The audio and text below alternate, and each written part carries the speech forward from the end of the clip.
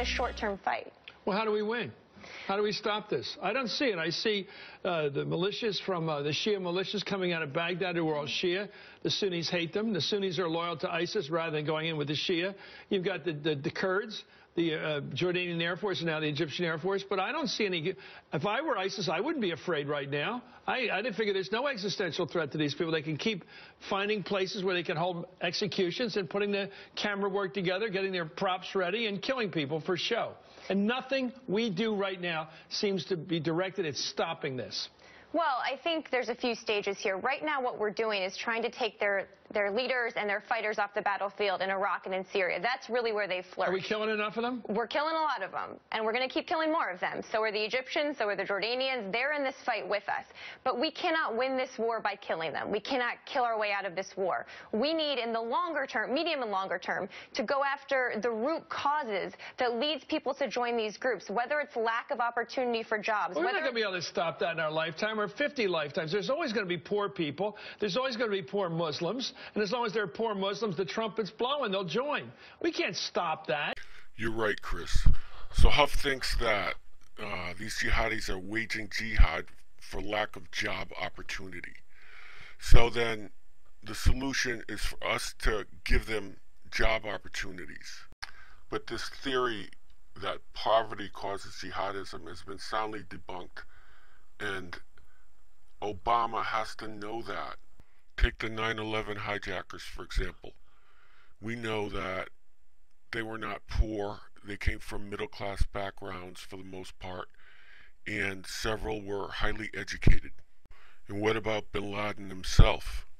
Osama bin Laden's journey toward jihad and global terrorism began in Saudi Arabia in 1957. He was the 17th of more than 50 children of a self-made billionaire. He could have had a fleet of planes, boats, homes, lived anywhere in the world that he wanted. But instead, he chose to live in a cave. It's the ideology, stupid. To further illustrate my point, here's a guy who teaches young Muslims. Now, Islam is full of rules. It's all about doing what you're supposed to do. This guy tells young Muslims what they're supposed to do. He lives in England, collecting benefits. Over here we call that on welfare. And he's asked by one of his young students if he should become a doctor, make good money in order to support the jihad. Now he's going to use the word Ummah, which means the collective Muslim group across the world. Some teachers in Islamic school are saying the solution today to the Muslim Ummah is through education, become doctor, engineer, in support of the Ummah. And this is better than going to jihad, as you would be able to support the Ummah more. What is your opinion? Obviously, in relation to this question, it is a good question, but I do believe we have a lot of doctors already. And if you ask me, they brought humiliation to the Ummah. They did not bring any revival.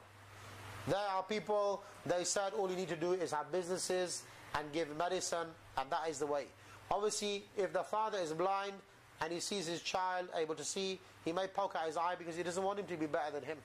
So you want to be like you. You as well, be a doctor.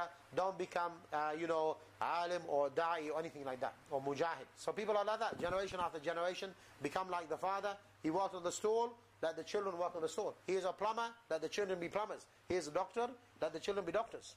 Everybody is doctor, you see. And is that what the Prophet said? If you look in the time of the Sahaba, we had the Persian Empire, the Roman Empire, the Indian Empire. Did he say, Ya Umar, go to the Persian Empire and become a doctor?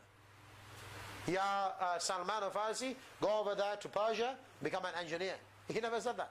Rather, that he took them away and he made them, if you like, gave them the culture so they would change the society. So this is what we need nowadays. We have enough of those already. When we have the Sharia implemented and we have Khilafah one day, then even the Khalifa can order people to become doctors and engineers as they wish at that time. Nowadays, we don't need that, brother. Our problem is not that we have too much diarrhea and we need medicine. Our problem, brother, we have intellectual diarrhea. We have physical diarrhea poured over our own country, brother. That is the problem. Not the physical one, brother. If you have diarrhea, brother, have Imodium. Inshallah, we'll get rid of the diarrhea. But you cannot get rid of the kuffar from our land with Imodium, can you? Unless you have a lot of Imodium, really. It may be, in that case, they would drown in their own diarrhea or something like that. I don't know.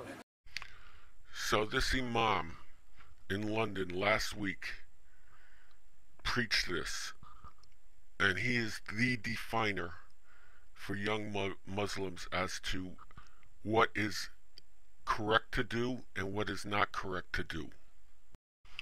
So I'll do a little translation for you, because he used a couple of words that you might not be familiar with.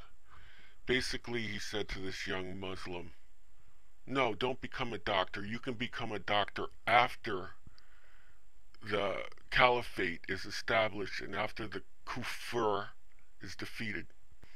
The kufr refers to the non-believer, and the caliphate refers to the Islamic State. So you can become a doctor after the Islamic State takes over Britain. So Marie Harf, do you think that that's really the solution? Just to give them all jobs?